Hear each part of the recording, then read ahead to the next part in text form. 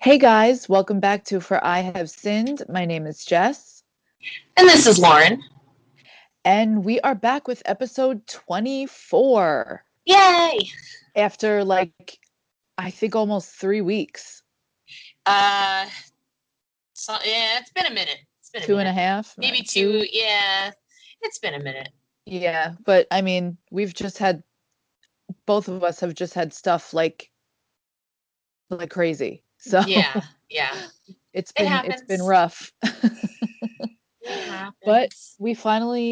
we actually tried to record this episode. We got maybe like 2 minutes in.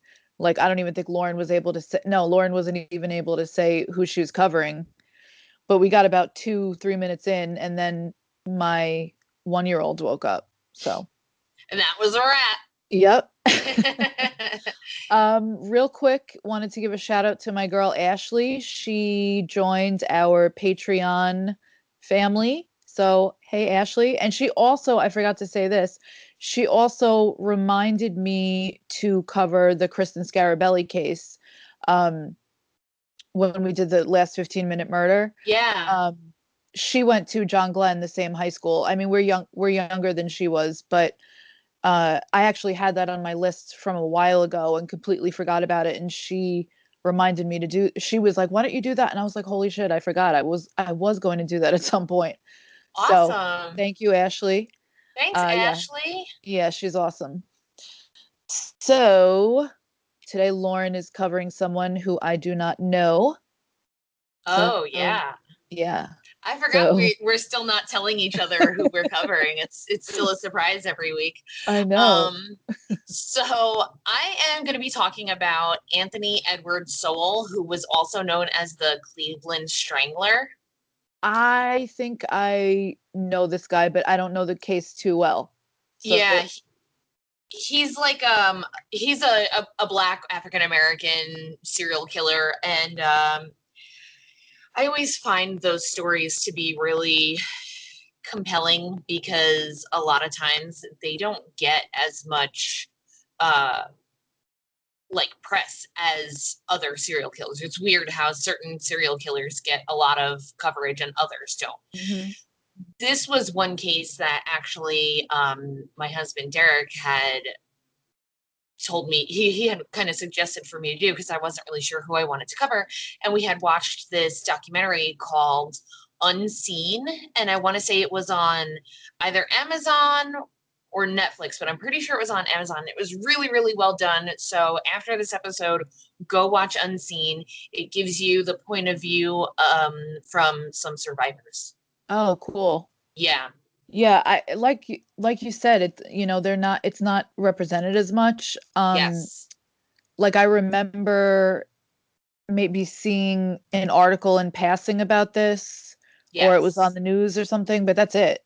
I Yeah. didn't really see there was not big news, No, which no, is only locally, but other than that, it didn't really make national headlines. Like, and I mean, there's even just killers like Ted Bundy. Everybody fucking knows who he is. yeah, It's interesting. So yeah, it was kind of Derek's idea to cover this, and I thought it was a pretty interesting one. nice. So Anthony Edward Sowell was born on August 19th, which is in a couple of days, We always 1959. do we always do Yeah, weird things like that. yeah. As soon Nice. as I read the date, I was like, wait a minute, that's really soon. And that was actually August 19th was my grandma's day that she was born too. Weird. Wow. Leo season. Sorry. Anyway. So he was born August 19th, 1959 in East Cleveland, Ohio.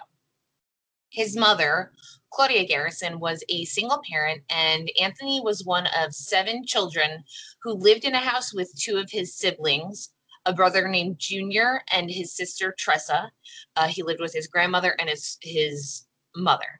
So he had a bunch of older siblings that moved out, had families of their own, whatever. Don't have an exact age. I want to say he was about 9 or so, but when he was around that age, 9, 10 years old, one of his older sisters actually died of a chronic illness that she had suffered from. I couldn't find anything specific about that, but she had 7 kids, and her 7 kids were displaced, obviously, after her death, and they moved in with Anthony, his mother, his 2 siblings, and the grandmother. So this is a house just completely full to the brim with people.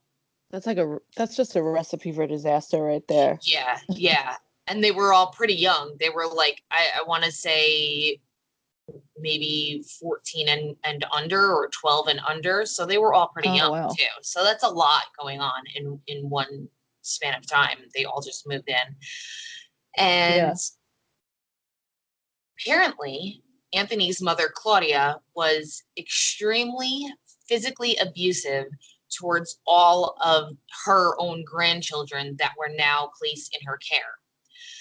And these kids are also Anthony's nieces and nephews. So even though he's very young, those are his nieces and nephews.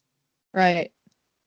As a punishment for even a small mistake like leaving dirty dishes around, it's said that Claudia would actually make the child strip completely naked in front of all of the other kids, like they were all watching. And she would tie them to a banister, and she would whip them with electrical cords until they bled while they all watched. Oh my God. Yeah. For like, it was said that these beatings were pretty much daily. One of his nephews actually testified that he has scars really, really badly on his legs, to the point where he can't wear shorts, like he doesn't feel comfortable, because that's how severe the Oof. scarring was from being whipped so badly. Oh my God. Yeah. Yeah. That's So there, sickening. yes, a lot of physical abuse here. Anthony's niece, Leona, recalls being about 10 years old. So this was like 2 years after she moved in, when her uncle, who was 2 years older, so that's Anthony, began raping her. Ugh. So, yeah. Wait, did you say she Apparently, was 2 years old? he was 2 years older than her. She was Oh, 10. okay. Yeah, yeah, Still, I mean, ugh. yeah, of course. So, it was kind of a situation where the boys in the house noticed that she was developing body parts, and they're seeing her naked pretty much every day because she's getting stripped down and beaten in front of them. So it's Ugh. almost showcasing her body to these boys. Whether, I don't think that was Claudia, the grandmother's intentions, but that's exactly what happened. Of course. And And then they, they were probably associating um like sex with punishment. sure, or even abuse with love. Right, right. It could go either way, definitely. So Anthony would force Leona into a room on the third floor of their house, and he would threaten to beat her if she didn't have sex with him. Mm. And yeah, Leona said that the rapes happened on a pretty much daily basis. And then her other uncle, who was Anthony's brother, Junior, also began to rape her, as well as one of her own brothers.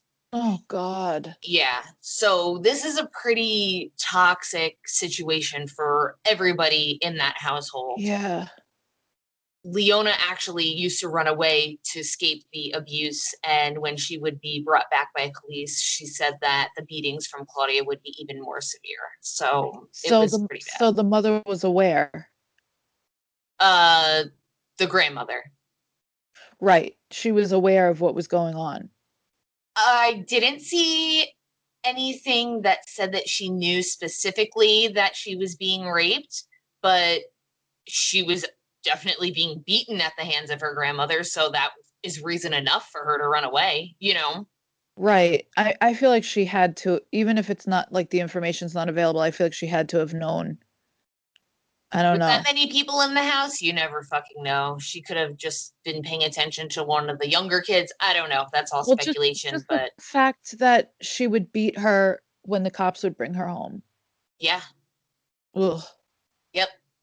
Yep. So horrible upbringing, definitely, and that is fact, like horrible Yeah. childhood. At the age of 13, Anthony Sowell himself also ran away from home and was placed into foster care. It's unknown if he actually graduated high school. He claims that he did, but there's no records of that.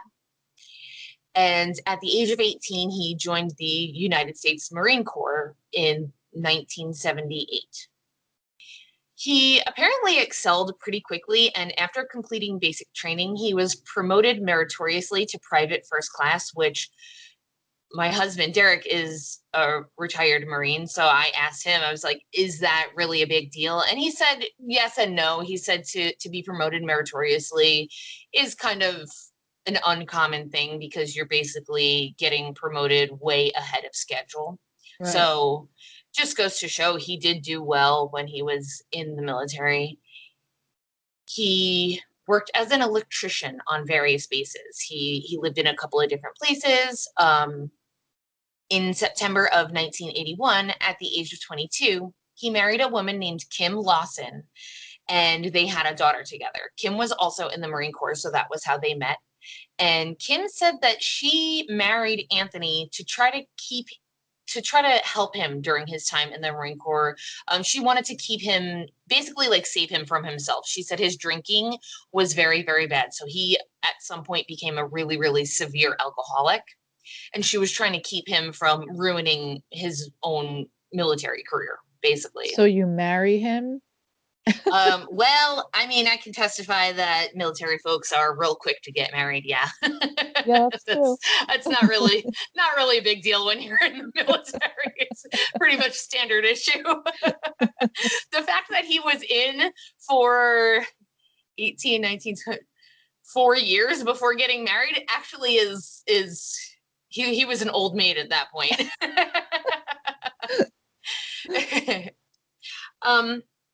So about his military career, I tried to do as much digging into that as I could, and it was mostly uneventful. There were 2 incidents on record while he was stationed in Okinawa, Japan. And apparently, one of these incidents actually resulted in Sowell being busted down in rank. So they like dropped him down from sergeant to corporal, which is a pretty big deal due to a quote alcohol related incident with a military police officer. And it's weird because it's very wishy-washy. There's something that said that he might have also had a 2-month AWOL stint while he was in Japan. So like he just disappeared. But he wasn't discharged. He wasn't like, I don't know. So it's kind of weird, but Yeah. there was nothing about him attacking anyone, whatever. He just drank very heavily. Okay. Despite these 2 incidences, he was actually awarded a Good Conduct Medal with 1 service star, a C Service Deployment Ribbon, a Certificate of Commendation, a Meritorious Mass, and 2 letters of appreciation. And he was honorably discharged in the year 1985, around like early January. So that was it. I mean, he did well. He had a lot of, things to show for it. Apparently, Kim Lawson divorced him the same year that he discharged from the military, though. She was like, all right, bye, done with you. And I've not been able to find anything about his daughter. So I wasn't able to follow up on that. I just know that she exists. Records are probably sealed or something. Yeah, something like that. And she's probably just stayed out of the spotlight. Yeah. So once he was out of the Marine Corps, Anthony Sowell found an apartment and moved back to East Cleveland, and he began drinking very heavily and now using drugs regularly. Now that he was out of the military, he's just, sometimes it goes hand in hand. Yeah. On July 22nd of 1989, Sowell was partying at a local motel, and police showed up around 6 a.m. It was at this motel that Sowell met 21-year-old Melvette Sockwell, who was 3 months pregnant at the time, and said she was there waiting for her boyfriend, but she didn't want to be involved in the police activity going on. And she said she was afraid that they were going to be raiding the motel. So that just kind of gives you an idea of what type of establishment this hotel was. Classic seedy motel. Yeah. Exactly. And Sowell actually convinced her that her boyfriend would probably want her to stay safe. I'm sure he pulled the veteran card, like, oh, I'm a Marine Corps veteran. You'll be safe with me. And he offered to let her stay in his car until the police left. But somehow that eventually ended up in him driving her back to his apartment.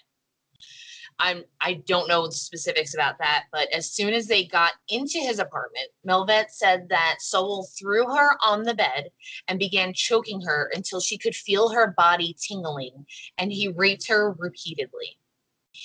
Melvette tried to run out of the bedroom to escape, but Sowell caught her, bound her hands with a necktie and her feet with a belt, and he stuffed a rag in her mouth to muffle her screams, and he threw her back onto the bed. Ugh. Yeah, he threatened to kill her if she tried to escape again, and he began pacing around the apartment. Like she said, he just was like going up and down the hallway, up and down the stairs, just pacing frantically. Oh, that's creepy Yeah, for some reason. it is, and that becomes kind of one of his things. That's what he does. And I don't know she's just why that laying just there. gave me such an Yeah, unsettling type feeling. yeah, yeah. It's pretty fucking creepy, and she's laying there bound and gagged, like, what the fuck? I'm 3 months pregnant. I got to get out of here. This dude's going to kill me. Yeah. And this is something weird about Sowell. He must have gotten tired and laid down on the bed next to her and fell asleep with her tied up. So just like, okay, well, I'm going to go to bed now, and lays down in bed with her like they're a couple or something. Oh. Yeah, really weird. So Melvette, obviously afraid for her life, knew she had to do something to escape. She somehow managed to get the belt off from around her ankles and spit the rag out of her mouth. But she said she didn't want to open the door because she was terrified that it would like squeak and wake him up. So instead, this poor thing opted to open up the window in the bedroom and climb onto the roof of the building, where she began screaming for help. And mind you, completely naked. Oh. Yeah. So, of course, somebody called the cops, and Anthony Sowell was actually arrested, and he was charged with kidnapping, attempted rape, and rape. He eventually pled guilty, but only to the attempted rape charge. And he was sentenced 15 years in prison, which I want to say was the maximum. So they sentenced him to the max. I don't know if they couldn't prove that he physically actually did rape her, but they did kind of throw the book at him for even the lesser attempted rape charge and gave him the maximum sentence. Wait, how do you get charged with attempted rape and rape? So it's kind of like when somebody gets charged with first-degree murder and manslaughter. Oh, They okay. just kind of Yeah. throw a bunch of charges on there to try to hope that at least one of them sticks. Yeah. I mean, I'm not complaining about it, but Yeah. So that was, yeah, he pled to the lesser charge, but they still gave him actually a pretty hefty sentence, which is good. yeah. And while in prison, there is documentation that does show Sowell requested to be put into a sex offender program, but he was denied for whatever reason, which is ridiculous. He Um, requests like what? Like a like a rehabilitation. rehabilitation? Oh, okay. Yes. And they denied him, which is fucking ridiculous. And don't even get me started on prison reform. But Yeah. he did acknowledge that he had a problem at that point, and this was, as far as we know, his first victim. And they didn't put him in the program, but he was able to participate in other programs aimed at helping to control anger issues. He did a program called Living Without Violence, Cage Your Rage, and Positive Personal Change. And he also joined the Alcoholics Anonymous program. He participated in Adult Children of Alcoholics, which makes me think that his mother was probably an alcoholic and thus very violent. And he also participated in Drug Awareness Prevention. Despite his good behavior and earning nothing more than 4 verbal reprimands while in prison, every time Anthony Sowell was up for parole, his victim, Melvette Sowell, along with the county prosecutors, would request that his parole be denied due to the severity of his crime. So they knew he was a bad dude, and they wanted to keep him in there, which I think is what the right should have happened. Yeah, absolutely. So while in prison, Sowell actually got his GED and he got sober and he was released in 2005, which makes him now 45 years old after serving the full 15-year sentence. Okay. Out of prison and now a registered sex offender, Sowell moved back to East Cleveland, living in a 3-story duplex home on Imperial Avenue, owned by his sickly stepmother. So I guess his dad married another woman and he moved in with her. She was very, very ill, though nobody really ever saw her. She lived in the house, but I don't know much else about her. Yeah. And the area that they lived in was a really, really badly poverty-stricken area. Crack was really, really bad. It's an area called Mount Pleasant. Just to give you a little like statistic on this area, 1 in 5 houses in Mount Pleasant were in foreclosure and 1/3 of the population below the poverty line. So that's really, really just dire circumstances there. Oh, yeah, crazy. Yeah. Sowell began working at a factory, and he was seen as a friendly guy in the neighborhood that would have barbecues on his front lawn and offer food to his neighbors. Like he would, if he saw somebody, he'd be like, "Oh, hey, come and get a burger. We're grilling out here," or whatever. And people didn't really have anything bad to say about him. He would frequent a local convenience store to buy alcohol a few times a week, but anyone that knew him was just, he was just a normal guy. He drank a lot, sure, but that was it. Yeah. He began to date a woman named Lori Frazier, who was actually the niece of the mayor of Cleveland at the time. Yeah, okay. Pretty interesting. Yeah. She would stay at his home, and the two actually began using crack habitually together. That was like their thing. They would they would pick up some crack and they would smoke and drink. And towards the end of their relationship, Lori said she noticed that the whole area where the house was, and even across the street, it smelled like dead bodies. Mm-hmm. And she was told by Sowell that the smell was coming from a place called Ray's Butcher Shop, which was right next door, conveniently. Several other neighbors actually made complaints, like official complaints about the smell. And the city's health inspectors investigated. They came out. They couldn't discover any smell. And they were like, maybe it is the butcher shop. We don't know. But I mean, if they walked inside the butcher shop, wouldn't they realize that it smells like a normal butcher shop? Yeah. I mean, unless the smell was that bad that it was just like permeating. Yeah. Exactly what I was thinking. Oh, God. Honey, this sausage tastes like a corpse.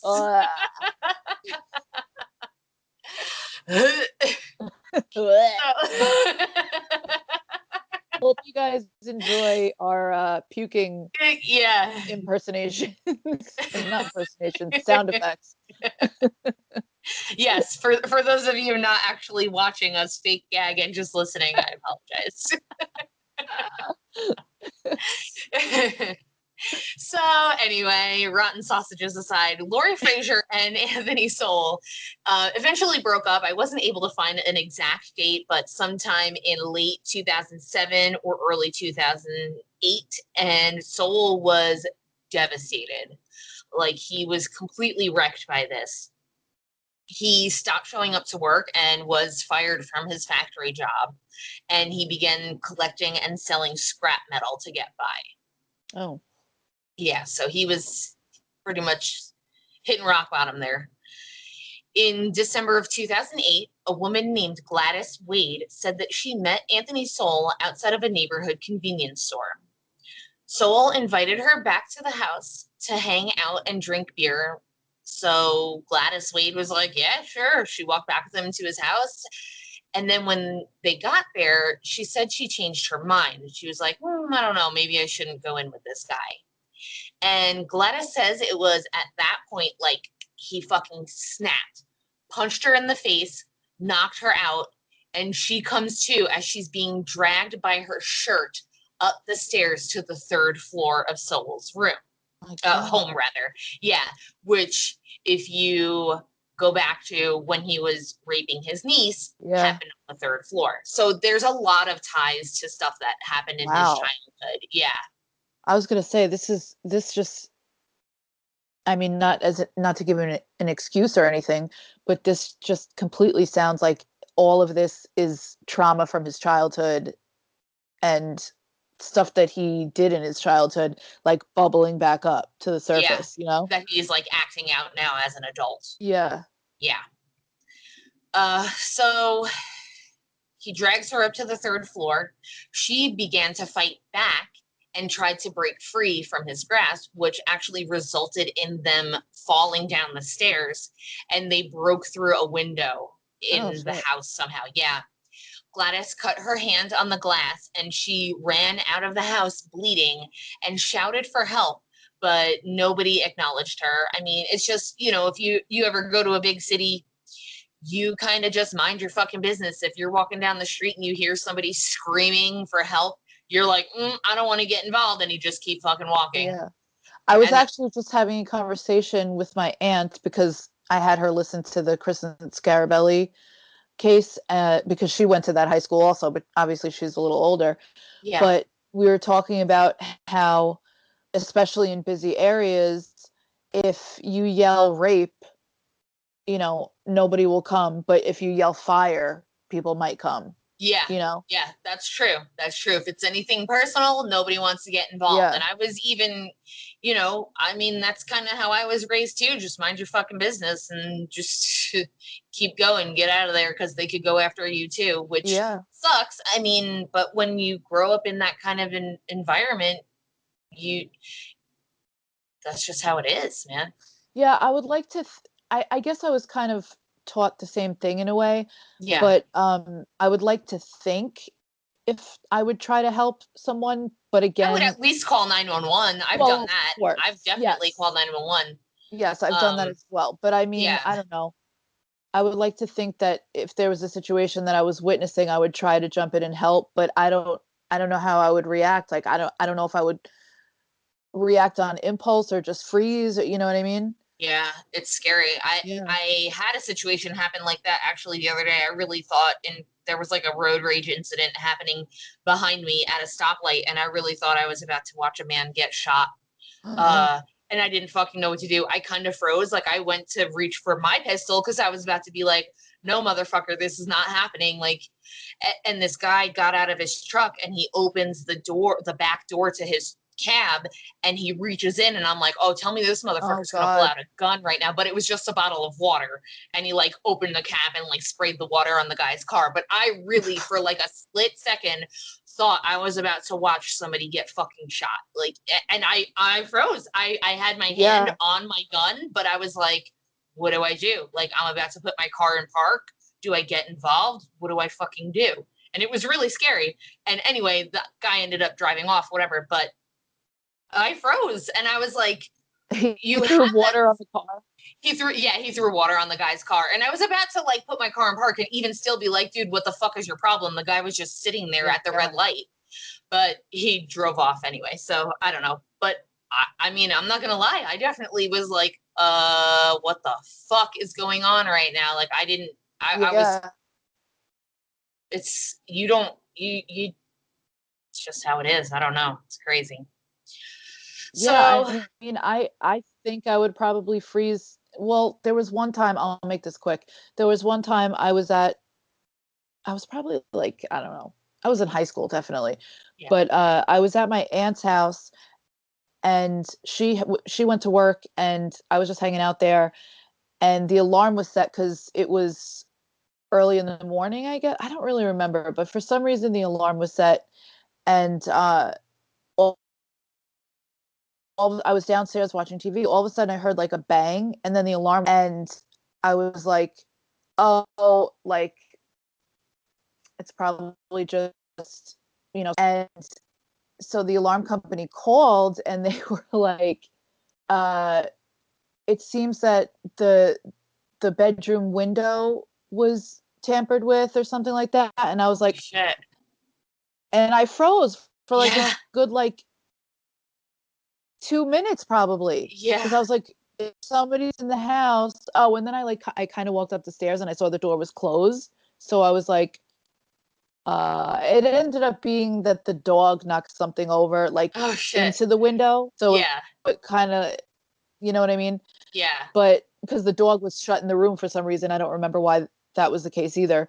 But still, for a moment, I was just like, and I Yeah. couldn't Yeah, move, like paralyzed. You're like, like trying to yeah, process everything that's happening. I know.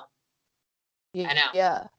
So, Crazy shit. I don't think that's the best thing, but hey, I know. whatever. It happens.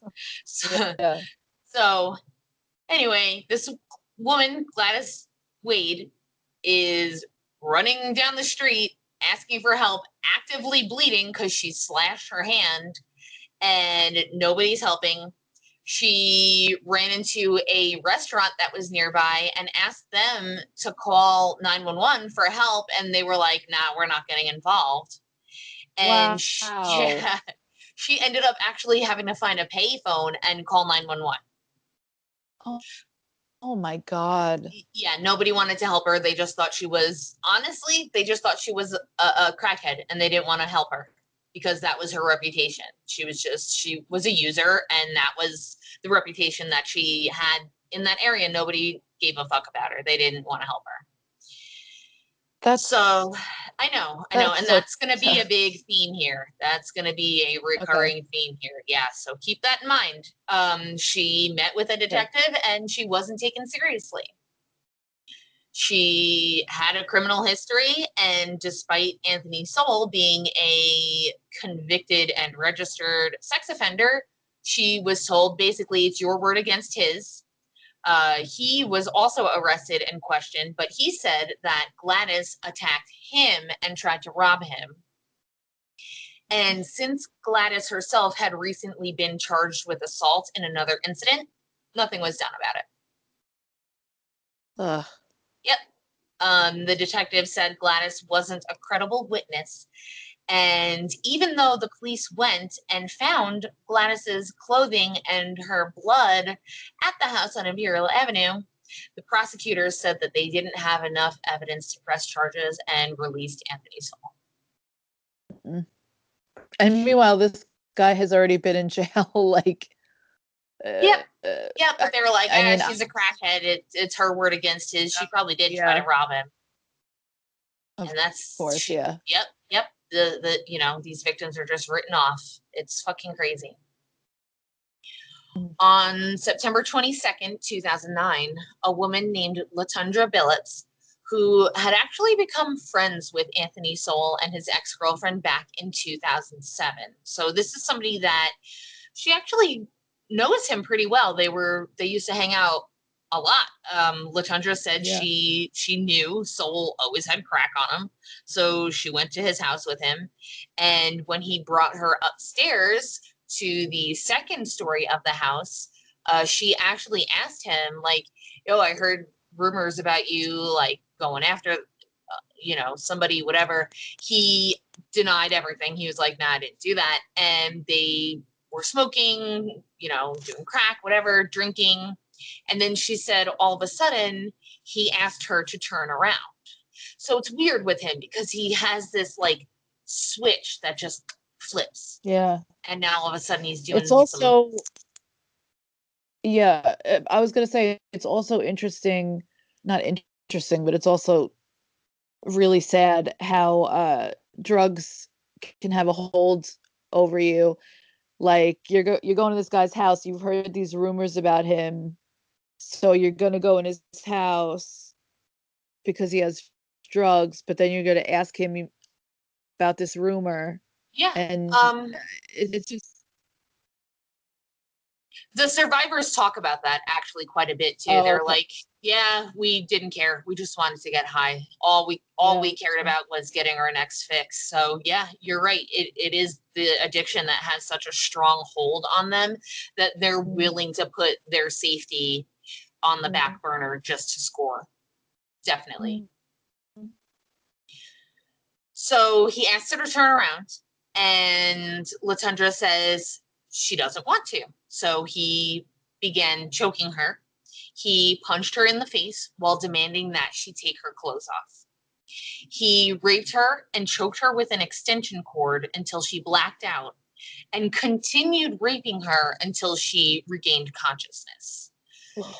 Yeah, she said she remembers waking up and like her whole body hurt. Like she was in so much pain, and she didn't even know how many times he had raped her because she was unconscious for so long.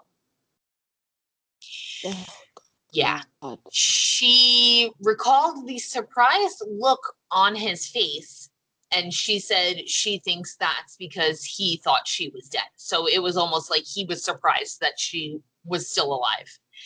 And according to Latundra, he told her that he was going to kill her because he was going to go to jail for what he had done.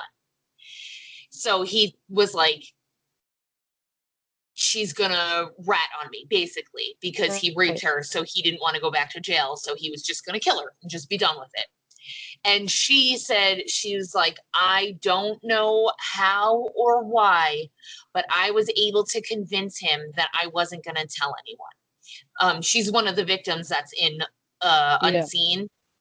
Just it's just amazing watching them tell their stories, because I can't even imagine being in their situation. She was like, I really don't know how I convinced him that I wasn't going to tell anyone. She was like, nah, I'm cool. I'm cool. Like, it's all good. I'm not going to tell anyone. Don't worry. You can trust me. Wow. And he believed her. He offered her a change of clothes, which was actually clothes that he still had from his ex-girlfriend. Uh, He kept all of her clothes there, and he let Latundra leave. He was like, "Oh yeah, come back in a few days. I'm gonna get paid, and we can hang out again and smoke more." And she was like, "Oh yeah, sure, I'll come back in a few days." Just to make him yeah, not be yeah. suspicious. And I thought you she, were gonna say that she did go back no, because of she the didn't. drugs. Okay. No, she didn't. Thank God. She actually went to the hospital the next day and filed a police report. She spent hours in the hospital. I want to say it was like 6 hours or something in the hospital. Oh So wow. she did file a report against him. But Where did where did you watch Unseen, by the way? I Which want platform did you to watch that on? I want to say it was Amazon Prime. Okay. Yeah, Okay, cool. That's what I'm I, doing tonight. yeah, it was really good. It was very, very well done. It didn't give Okay, a whole cool. lot of information about Anthony Sowell. It was more mainly focused on the victims, which I really liked about it. I like that. I like when they like what was it? The R. Kelly thing, the Oh R. Kelly yes, series, yes, docu-series. I really liked that it was just about the victims, you yeah, know? I yeah, mean, of course they had to describe what happened sure, and what his situation was or but just liked that they had all the women that wanted to tell their story yes, throughout and throughout the entire series. that's how this was. It was very well done. I highly recommend it. Yeah. In October of 2009, a woman named Sean Morris had been hanging out at Anthony Sowell's house. The usual, drinking, smoking crack, everything's going fine. And then Sean said she decided to head home, but she forgot her ID. Like, for whatever reason, she had her ID out. And she went back to ask if she could grab it. And she said that he changed. And just like all these other cases, it was like, whoop, different fucking person. She said Sowell came up behind her, put her in a chokehold, and he said he wasn't going to let her leave until he was done with her, and that he would kill her if she didn't comply. He's like Dr. Jekyll and Mr. Hyde. Yes, yes, because that's exactly how he gets these women. He's, Mr. Friendly. Oh, let's hang out, let's smoke, let's drink, we'll party, we'll have a good time. And then he fucking snaps. So he once again drags her up the stairs to the third floor of the house, demanded that she take off her clothes and lay on her stomach. But she was screaming for help. Like, she was screaming as loud as she could. So Sowell, actually now in a panic, starts running around the house, pacing back and forth once again. And he's now closing windows in all of the rooms in the house so that the neighbors don't hear her screaming. So he's running around like a maniac trying to close the windows. And at some point, Sean realized that she could seize this opportunity to escape. So she's completely naked, decides to jump out of the window because she knew there was no other way to get out of there. She was like, this guy's already dragged me up the stairs. Like, he was apparently a pretty strong guy. Is this the same window as the other girl, the first girl? No, that was in his apartment. This is in the house. Oh, that's right. That's right. That's and now, okay. Is the stepmother, is she still alive? I don't know if I missed that. She's still alive. And she's in the house. She's somewhere. Yeah, it's fucking weird. I don't know if there was like... I mean, I guess if she was really sick. Yeah. Who knows? Maybe she was like bedridden and like couldn't even. And that's what I'm thinking. She was like confined to one room and maybe not really with it. She just was. Yeah. So this poor woman, Sean Morris, is hanging completely naked from the window of the third story by her fingertips. And he sees that she's hanging out of the window, and he grabbed her by the wrist and tried to pull her back in the window. And when he realized that he couldn't, he actually took her and threw her off of the window as hard as he could. Yeah. So of course, neighbors and the nearby business owners saw a naked woman on the ground, unconscious. She wasn't moving. They called 911. So of course, paramedics arrive. They see Sowell, like when the paramedics pull up, Sowell's now also naked outside, trying to get her to come back in the house. He's telling them, it's fine, she's my wife, it's fine, we're married, she's my wife. Yeah. So did he like get naked just to make it seem like... No, he was gonna rape her. He was... Oh, right, so he already was naked. Okay. Yeah. Yeah, he had her take her clothes off. He took his clothes off, but because she was screaming, he went to go close the windows, and that's when she jumped out. So they're both naked, completely butt naked in the middle of the day. And the paramedics ended up taking Sean Morris to the hospital. She wakes up 3 days later with a skull fracture, 8 broken ribs, both hands broken, and she'd also suffered an aneurysm. Oh, God. Yeah. When apparently she was married, and when she was questioned about her injuries, she told the staff at the hospital and her husband that she had been in a car accident. And later on, when she was asked why she lied about it, because she actually was one person that testified against him, she said she was so terrified of him retaliating against her for saying that he attacked her and finding her and killing her. So she was still in fear for her life. Oh, God, that's terrible. Yeah. On October 29th, 2009, which was more than a month after LaTundra Billups reported her attack to the police, a search warrant for the home was finally obtained. When police arrived at the house on Imperial Avenue, they couldn't find now 50-year-old Anthony Sowell, but they were able to track him down and arrested him 2 days later on October 31st, 2009. And it was within the span of a couple of days, but that day, I want to say, they executed the search warrant and they found First, they found 2 bodies buried in shallow graves in the basement, and I saw pictures of it. It's really fucking weird. It was kind of like an unfinished basement, and there was a freshly dug grave also in the basement. So it was like dirt floor, like there was no flooring. Yeah. Right. There was no like poured cement concrete. Yeah. Oh, that's creepy. Yeah, it was. And it was like everything was unfinished in the basement. And they also found 4 decomposing bodies on the 3rd floor of the house. They found a skull in a bucket. And then they found 3 more bodies and the remains of a 4th body while they were digging in the yard. Oh, shit. Yeah.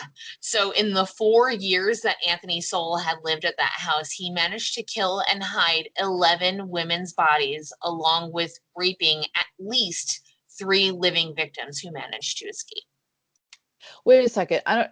Maybe I missed it, but I'm just remembering back to when I maybe skimmed an article or something. Did he hide some of the women in the walls?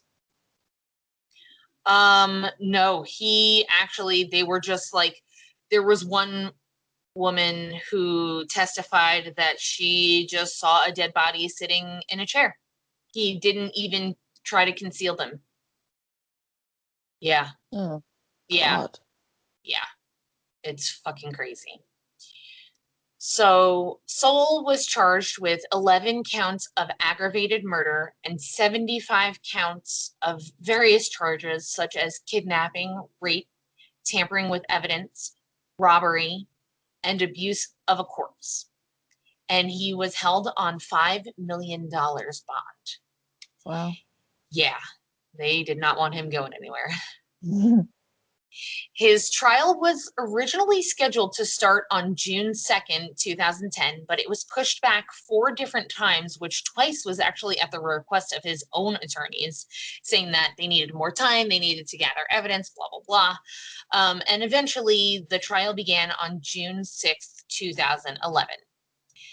Initially, Sowell pled not guilty by reason of insanity, but then he changed his plea to not guilty. And a quote mental health expert that was hired by Sowell's defense even said that he claimed to have been hearing a voice he called Artie. So he tried to pull here we the go. exactly. He tried to pull that shit, but nothing actually really came from that. They kind of were like, yeah, we don't really believe that. The defense also hired a 20-year Marine Corps veteran and now attorney named Walter Bansley III to testify and interpret Sowell's Marine Corps record for the jury, which is interesting. He said that was the first time he's ever actually done that. So they just basically had him look through his records and explain in civilian terms pretty much what he was doing while he was in the Marine Corps to try to almost play the good guy veteran, he served for this country card type of thing. It's okay that he raped and killed these women and kept their bodies because he's fought for America. Yeah. And he, no offense, but he didn't see any action. Like, he wasn't a combat veteran. Like, no offense to anybody that might be a veteran. I'm not saying that just because you're non-combat, you're less important. But to try to play that card is such shit. Yeah. So this guy claims that Sowell performed exceptionally well as a Marine, and the prosecution, much like us, was not impressed. And they said, literally said, does the aggravated murder of 11 women honor the Marine Corps? They let him have it. And they're not wrong. The defense also hired a neuropsychiatrist that claimed that a heart attack that Sowell had back in 2007 had a, quote, profound effect on his physical and mental state, to which the prosecution asked, how was he able to bury bodies in his yard if he was profoundly affected physically? Not only that, he's dragging women, full-grown women, up 3 flights of fucking stairs. Like, nah, he wasn't, he was doing okay. I've also It's just, never heard anything like that as far as a heart attack and then affecting your mind. no. I mean, I know, like, my grandpa definitely, he had a quadruple bypass and he was never the same after that. Like, he was at it, he was fucking whacked, but he didn't kill anybody. Like, they're Yeah. just, it's a last ditch effort to try to get some sort of Yeah. defense for his actions, definitely. And there were tons of witnesses that were called to the stand. I'm not going to go through all of them because I want to say there was something like 60 or something like that. Like, they brought in a ton of fucking Wow. people. And um, they brought in his niece that testified that he had raped her when they were children. They brought in his nephew who testified about the severity of the abuse during their childhood. And his nephew also testified that Anthony Jr. and Tessa, the three siblings that were Claudia's children, were never abused by Claudia, oddly enough. Hmm. They were subjected to it kind of secondhand. They had to Yeah. watch it happen and they had to hear it happen, but they themselves were never actually abused. So it's kind of interesting. He says that he was, Anthony Sowell says that he was, but they testified that he wasn't. Wow. Yeah. Another woman that testified, named Vanessa Gay, said that she was attacked by Sowell in September of 2008. She said she went to his house after meeting him outside of a convenience store. It's typical MO. They talked. She mentioned something about a birthday. I don't know if it was her birthday or his birthday. I can't remember exactly. But he was like, oh, well, let's party. We'll drink some beer. We'll smoke some weed. I got some crack. Like, we'll do it up, whatever. And they walked back to his house. And she actually said on the walk to his house that they were just having a nice conversation. Like, he was telling her that he really enjoyed cooking and she said that she did as well. And they just had like a pretty normal kind of friendly get to know each other conversation. Yeah. When they got to the house, they went up to the third floor. He took one hit from the crack pipe and Vanessa said that he, once again, snapped. Yeah. He punched her in the face and demanded that she take her clothes off. He ranted about his ex-girlfriend, the one that Oh he no. still had all of her clothing and stuff. He said that women who smoke crack had done him wrong in the past, and he raped and beat her repeatedly throughout the night. And then, once again, like they're a couple, fell asleep on the bed next to her.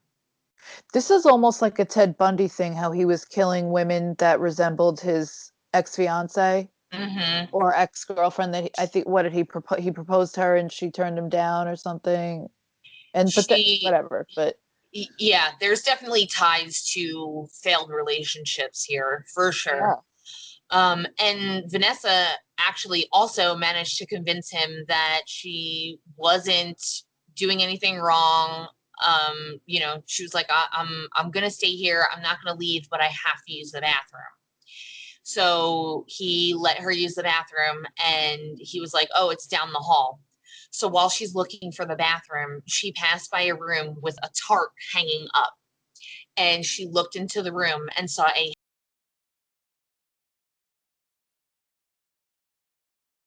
So she, of course, is freaking the fuck out. And watching her tell this story and even, testifying on the stand, you can tell this woman is still absolutely just fucking terrified by that experience. And she, of course, thought, well, I'm going to be the next decaying corpse in this fucking house. Yeah.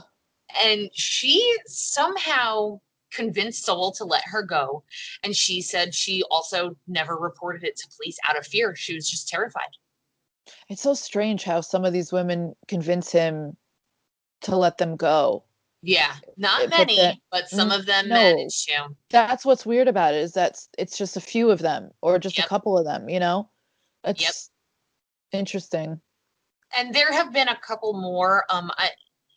It was difficult to find exact names and things of that nature because a lot of articles I was pulling up wouldn't didn't want to name a rape victim, which I Yeah. understand. Yeah. But there were actually a couple more women that ended up coming forward and saying that they were also attacked by him.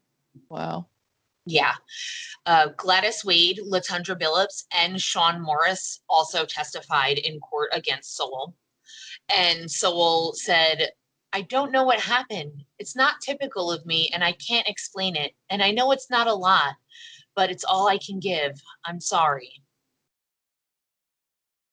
So, yeah, there's that. On July 22nd, 2011, Sowell was found guilty of all but 2 counts against him. So he has a lot of fucking charges against him. And I want to say the 2 that they didn't convict him of were robberies. So everything else he was convicted of, the kidnapping, the rape, the, of course, homicides. On August 10th, the jury recommended the death penalty as his sentencing, and on August 12th, the judge upheld the jury's recommendation, and Anthony Sowell was sentenced to the death penalty. He's been on death row in Ohio since September 14th, 2011.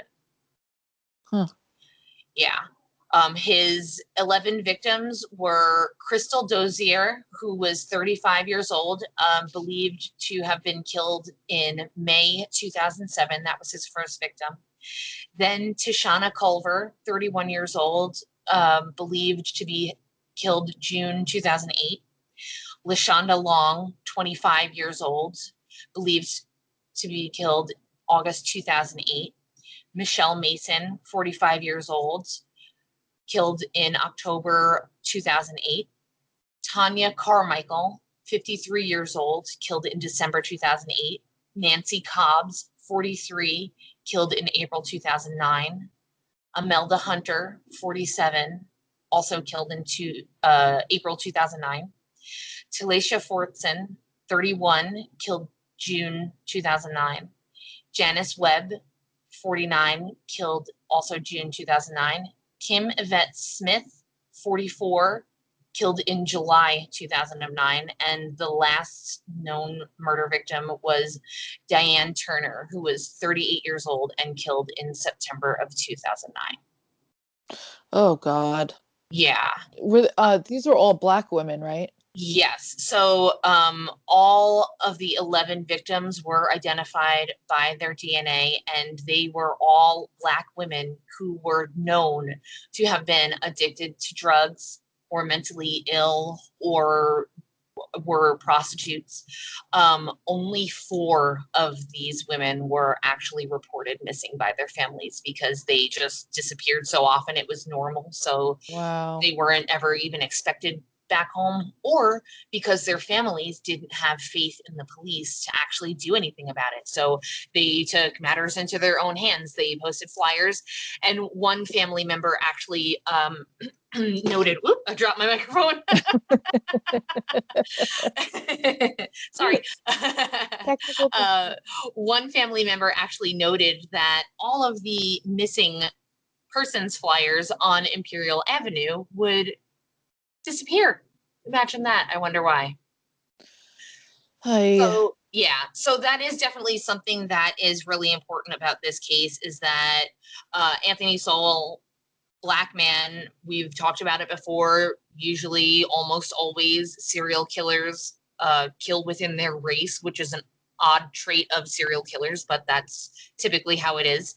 And all of his victims were Black women, and they were all treated like the scum of the earth because they were drug addicts or prostitutes or just had some sort of problem, and people didn't take it seriously. I read one article where the woman said she overheard, I don't remember who it was, but somebody overheard the cops talking about her, saying, she's just another fucking crackhead, or something of that nature. Yeah. Oh, well, here it is. You're just another crack bitch from the street. No one will know if you're missing. Whoa. Like, yeah, that's a fucking cop that said that to her. That's how these victims were treated. That's disgusting. That is so disgusting. Yeah. And people could say, oh, sorry. No, you're good.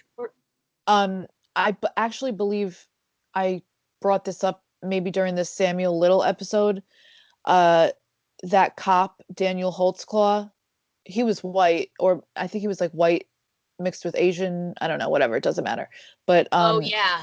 He how was targeting black women, was he it? was sexually assaulting Yeah. black women Yeah. who had warrants for like drugs because he thought He could get nobody away with cares. it. Yeah. Yeah.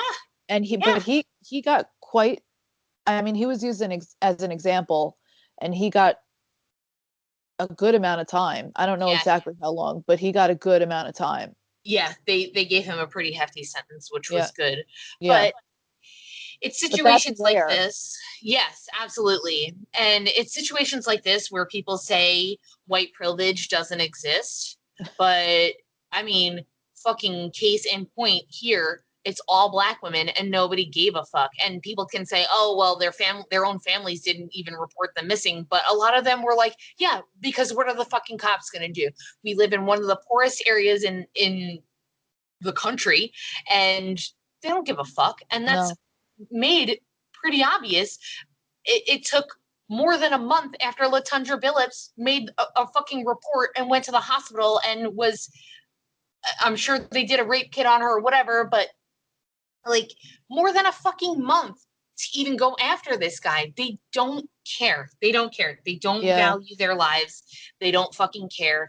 They're just put on the back burner. It's crazy. That is just completely unacceptable and disgusting. And Yeah. oh, Yeah, and this is another thing when people say, "Oh, there's no such thing as systemic racism." This is it. This is it.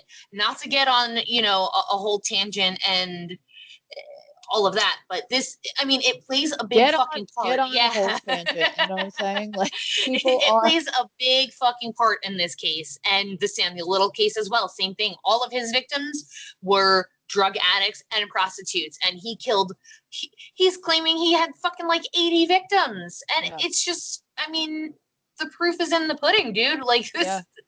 this is it. Nobody cared. Oh, now I'm sweating. Sorry, I got myself worked up here. I'm angry. So after Sowell's conviction, the House, which was 12, I can't say this number. 12205 Imperial Avenue was actually demolished by the city of Cleveland. Dude, that number just fucked me all up. What'd you say? 12205? Yes. 12205, maybe? I don't know. I Okay, guess yes. that's probably Yep. how I would say it. Thanks for showing off, Jess. 12205 Imperial Avenue was actually demolished by the city, and it's kind of cool if you watch the video. The victims attended the demolition of this house, and it was like it was I like a remember big hearing deal to this. them, which is amazing. I'm glad that they got that at least little bit of closure, maybe. Yeah. Also, some cold cases from the 1980s that had similar MOs had been reopened with the hopes that they could possibly be linked to Anthony Sowell. They were like a string of women that were choked to death, and the last victim was found in 1989, which was the same year that Sowell went to prison. So, and then they stopped, but they weren't able to have any concrete way to link him to that, but they do suspect that that might have been him. So he could have been killing for a very, very long time. Wow. Yeah. Citing insufficient counsel and claiming that he should have had brain scans done, Anthony Sowell began to appeal his case almost immediately after sentencing. He has been denied at least 4 times, and actually as recently as May 15th of this year, his appeal was denied by the Ohio Supreme Court. So they're like, nah, we ain't buying that shit. You're staying in the fucking flamer.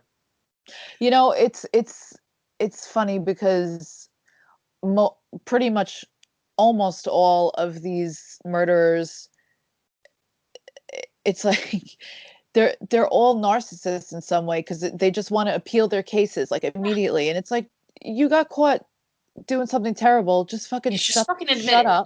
Yeah. And do your time. Yeah, just own your shit. You think you're a fucking big man, you can drag a woman up the stairs and fucking beat her and rape her, but you ain't big big man enough to fucking admit that you did it, get Yeah, out of here. or be in jail and Yeah. accept your punishment. Yeah. Yeah. Yeah, absolutely. So I know that you always like to kind of cover this in like sort of like entertainment or books or whatever that have been done about this case. A book named House of Horrors: The Shocking True Story of Anthony Sowell, the Cleveland Strangler, written by Robert Sperna, was released in October 2012 and actually won True Crime Book of the Year. Nobody's Women: The Crimes and Victims of Anthony Sowell, the Cleveland Serial Killer, was written by Steve Miller, also released in October 2012. Unseen, which was the documentary film about the victims and survivors of Sowell, was produced by Laura Paglin and released in 2016. And I just wanted to kind of touch on like a little theory. Somebody on one of the things that I had read, somebody actually had this theory that because Anthony Sowell did, you know, the Alcoholics Anonymous program, Yeah. all of these, you know, kind of self-help programs, that he might have initially started coming into contact with these women to try to help them. And that was kind of what, you know, maybe, I mean, it could have even started with his ex-girlfriend. Maybe he tried to help her and she didn't care about getting clean or something, you know, she would rather smoke crack than be with him. And maybe, so I thought that was kind of interesting. Yeah. And that's pretty much all I have. The victims are sometimes referred to as the Imperial 11. And That's why when you said Imperial Avenue, I was like, why does that sound familiar? I feel like yeah, I've heard that maybe. definitely they are referred to as the Imperial 11. And it's just crazy. I was trying to do a count of how many people were affected by this, and I couldn't even take account, because you have to consider all of the children, grandchildren, even mothers and fathers of the victims, aunts, uncles. I mean, it's absolutely impossible to even come up with a number of how many lives have been impacted by Anthony Sowell. I did not realize how much there was to this case. Yeah. It's wow. That's a lot. Yeah, yeah. It's pretty heavy, honestly. Even watching the Unseen, Hmm. it struck a chord with me, and obviously even with my husband, since that was when I was like, I don't know what case I want to do. He's like, oh, why don't you do Anthony Sowell? And the fact that he even remembered the name, I was impressed. So that Yeah. definitely, like, it stays with you. It's kind of fucking crazy. I can't believe this didn't get more coverage, news coverage. Like, how Yes. did it not? You know? And I can't help but think it's not glamorous. It's his Yeah. victims are, you know, Black women who were drug addicts and prostitutes, and they lived in a really bad area. So, it's just another day on the streets. Like, it's Yeah. just fucking crazy. Also, just a side note, I did just Google Unseen is on Amazon Prime. Awesome. Okay. Yeah. Yeah. Um, Before we go really quickly, I would like to say you guys need to join our Patreon because depending on which tier you subscribe to, you get early access to our episodes. So before this goes up anywhere, it will go up on Patreon. Also, I've been putting up some pretty gnarly crime scene photos. Cool. I love that. Yeah, I mean, some of it I will say it's a lot, but Yeah. you know, I mean, even just to, because even to describe in words, sometimes you see these horrific things and there aren't words to describe it. Like no, a picture tells 1,000 fucking words, man. yeah, So sometimes, yeah, it is intense, but if you know that's what you're going to be getting into, it's yeah, kind of cool to check out and kind of put an image to the scenarios that we're describing. yeah, and I think it just really makes you feel for the victims more too. I Yes. mean, I'm not gonna give anything away, but I sent you the picture of Oh Tim my God. McQueen, Yes. the Greyhound bus beheading, um, and I mean, I've known about this story since like not long after it happened, maybe like 2008. And, to actually see what Vince Lee did to this poor kid, it's just, I actually just got goosebumps because yeah, I'm not like easily affected by things like that. I'm I'm not pretty, either. yeah, like gory stuff is like, whatever. Yeah, But just to imagine this dude was sleeping and this is what fucking happened to him, and it didn't look anything like what I imagined, and now I right. can understand why the police and the other people that were on the bus that had to watch all of that shit, why they were so fucked up from it.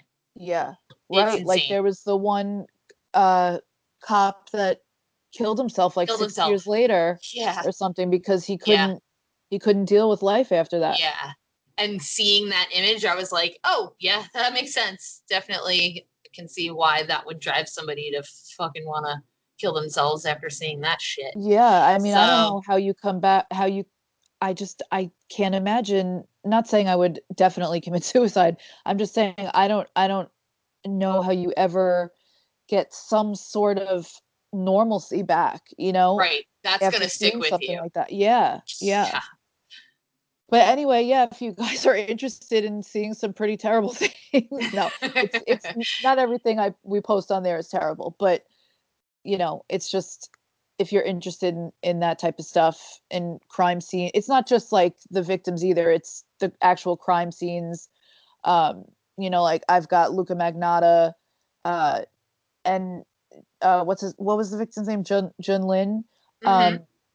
He's not at all included in that post. It's just the crime scene.